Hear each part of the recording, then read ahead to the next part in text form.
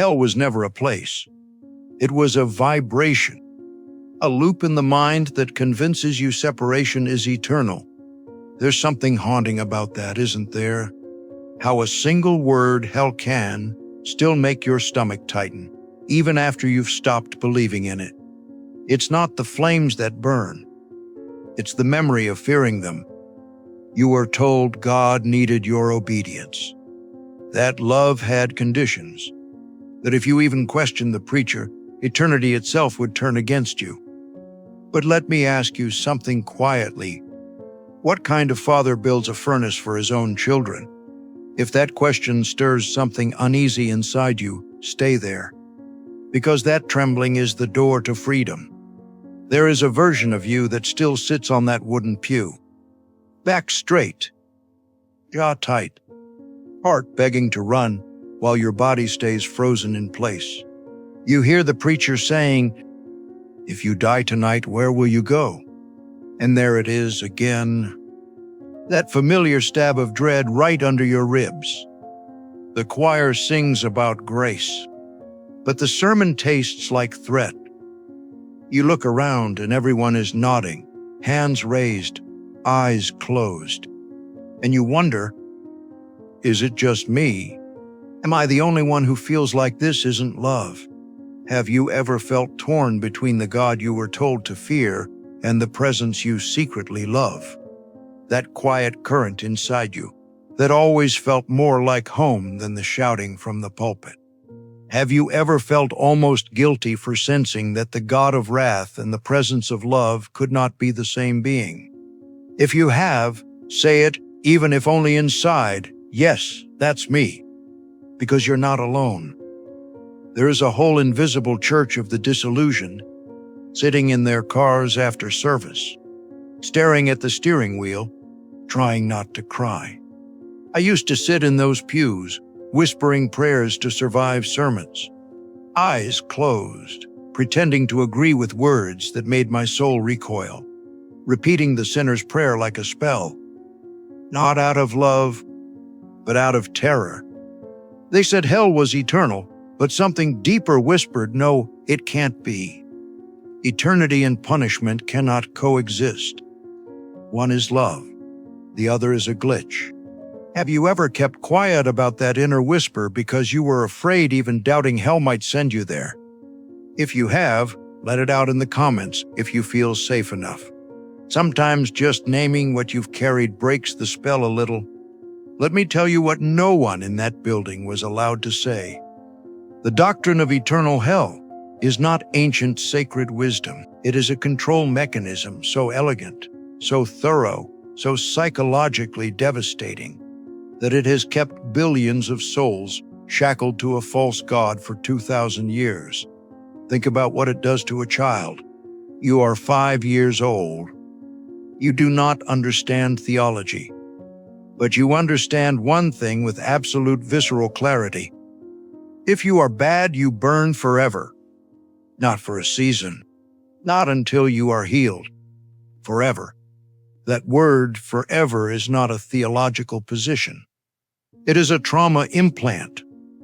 A hook so deep in the nervous system that even when the rational mind walks away from the church, the body still flinches, still holds its breath in moments of failure, still whispers, maybe they were right. That flinch is not your conscience. That flinch is the Demiurge still speaking. You see, what they called hell wasn't a prophecy. It was a program, a psychic prison built by the Demiurge, the imposter god who mistook himself for the source. He thrives on fear, because fear keeps the human soul looping, disconnected, obedient, self-condemned. He rules not through fire, but through imagination, through guilt that masquerades as faith, through love that arrives with a threat attached. Think about it. The flames were always in your mind first. You saw them when you tried to sleep. You felt them when you made a mistake. You heard them every time someone said, "God is watching." And the machine ran perfectly. Because a soul that fears eternal punishment will do anything, confess anything, give anything, obey anything, suppress anything to avoid the fire. That is not devotion. That is hostage religion. And the saddest part, we built churches around his throne. We named his tyranny salvation. We worshipped our own jailer and called it holiness.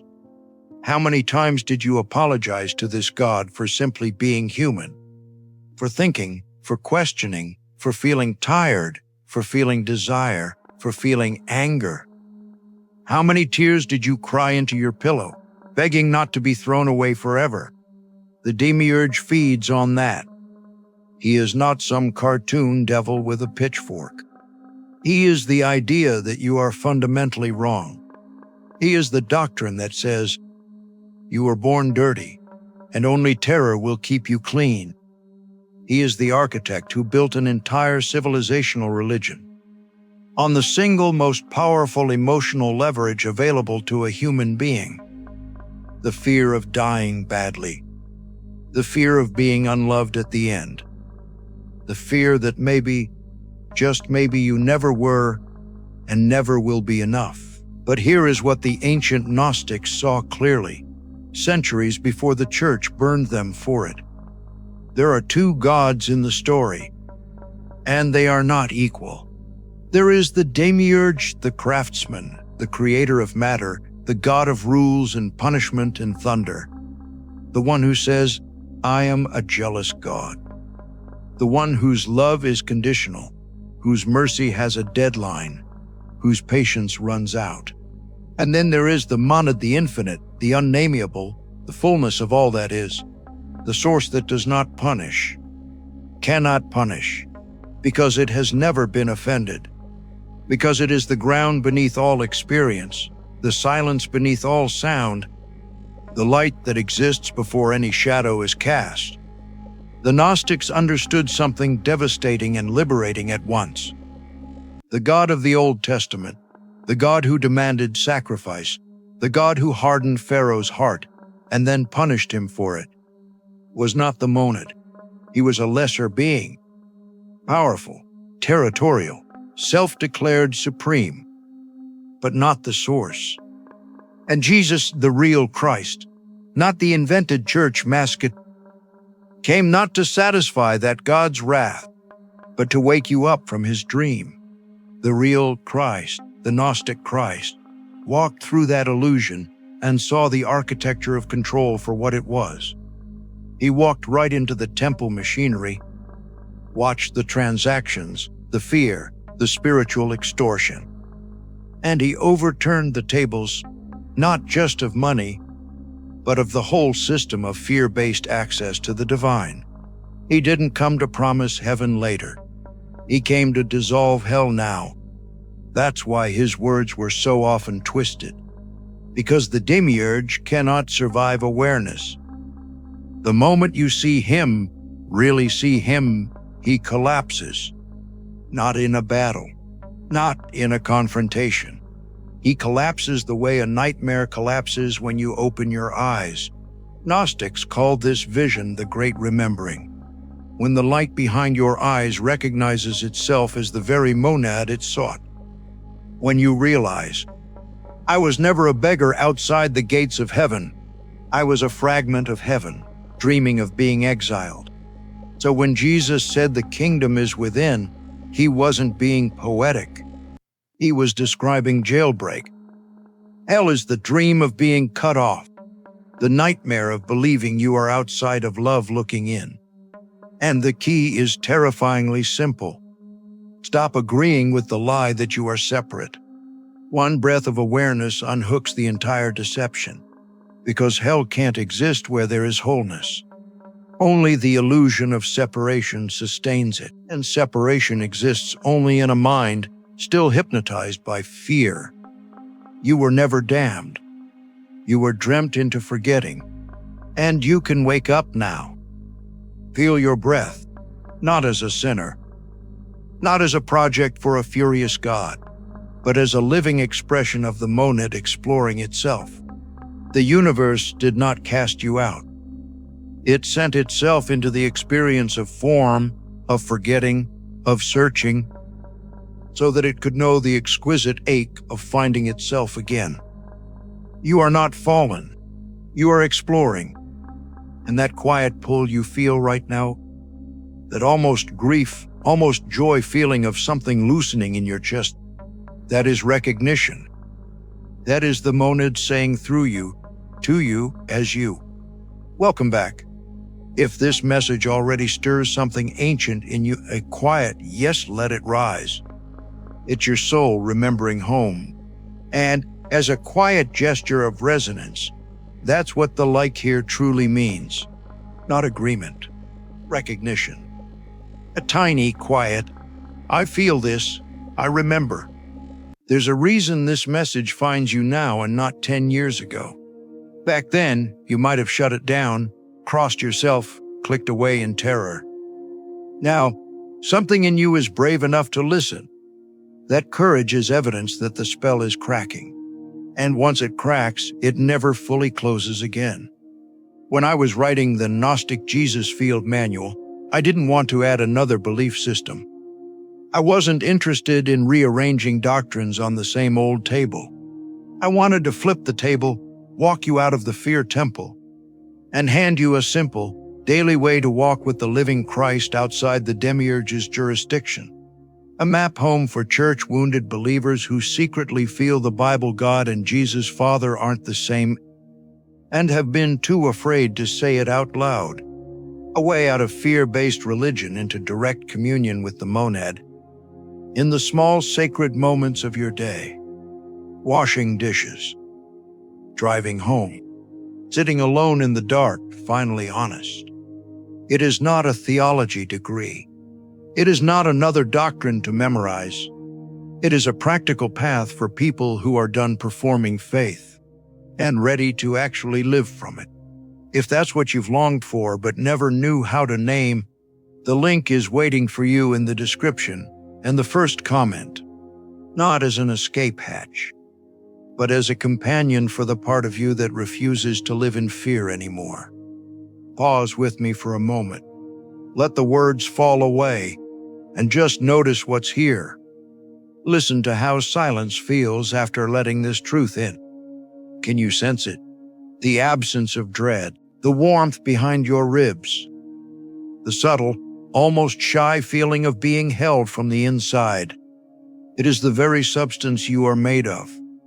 And the fire they described eternal, merciless, designed to break you, was never the fire of the real God. That fire was the Demiurge's most brilliant invention, his masterpiece of manipulation. A fire that never burns outside the mind that believes in it. You don't escape hell by being good enough. You don't bargain your way out with enough prayers, enough tithes, enough self-hatred. You dissolve it by remembering you were never separated in the first place. The Demiurge loses power every time you see through him. That's why awareness is the ultimate exorcism. Not ritual, not doctrine, not a new denomination, just seeing clearly. Guilt says, if you leave this theology, you'll be cursed. Awareness says, if this theology makes you fear the very source of your being, it was never about God. And somewhere right now, someone is hearing that for the first time. Let it land. Let it breathe. Let it do what it needs to do. To those of you walking this path, I see you.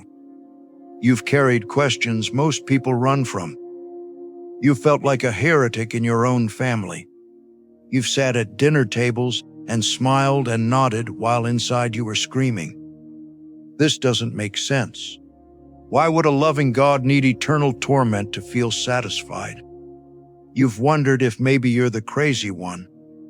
But heresy is often just the word fearful systems use for honest seeing. You faced the ache of unlearning, the mystics who were burned, the Gnostics who were erased, the teachers who were silenced. They did not die confused. They died clear. They saw through the Demiurge's game all the way to the end, and chose the monad anyway. They chose love over safety, truth over comfort, gnosis over compliance. And what they knew, what they died protecting. was this: the light cannot be extinguished. Not by inquisition, not by empire, not by centuries of revision. Because the light is not stored in a book or a building or a bloodline. It is stored in the very core of each human soul, including yours. There is a quiet, invisible fellowship forming around this frequency. Souls who can no longer pretend that a God of eternal torture is anything like the Father of Jesus. Souls who would rather be misunderstood than live a lie. Souls who sit with the hard questions long enough to let them become doorways. This space exists for souls like yours, not as a club, not as a new religion, but as a campfire at the edge of the old world, where the exiles gather, where the questions are welcome, where no one performs belief just to feel safe. If you feel the pull to walk further with me, to build something luminous beyond the ruins of religion, you're welcome here. Subscribing isn't just following a channel, it's stepping through a doorway. A doorway for those who see beyond the surface and want to keep walking deeper. And for those who feel called to become members, your quiet support keeps this light alive in a very real, practical way. It tells the world this message matters. It tells me keep going. And it gives you early access to new videos, so you can sit with the transmissions in the stillness before the noise of the wider world arrives. So breathe. Feel your shoulders drop. Let the sentence, "I might go to hell," lose its grip on your nervous system. You are not going anywhere except deeper into the truth of what you already are. And as you leave the old story behind, hold this thought close. Someone you love is still trapped there, still checking themselves every few seconds. Is this a sin? Did I offend God? Am I safe? Still reciting prayers to a God that feeds on their fear. Still lying awake in the dark, bargaining, apologizing, shrinking. You can't wake them up by arguing. You can't force their eyes open, but you can plant a seed, a gentle, quiet signal that says, "You're not crazy for questioning. There is more, so much more." Share this not as promotion. Share it as an act of remembrance, as a small rebellion against the culture of spiritual fear, as a way of saying without saying. This message doesn't belong to just one person. It belongs to everyone who has ever cried themselves to sleep, terrified of a God who was never real. Because truth isn't something we keep. It's something we pass like flame, hand to hand, heart to heart, until the whole field is lit, until the fear has nowhere left to stand, and everyone remembers they were never lost at all.